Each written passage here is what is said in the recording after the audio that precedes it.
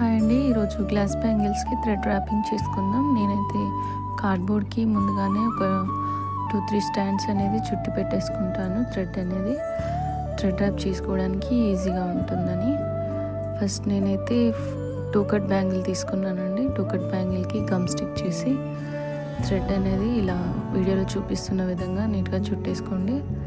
2 cut బ్యాంగిల్కి 30 to 40 stands అయితే సరిపోతుందండి. Bangle అయితే నీట్గా వస్తుందండి.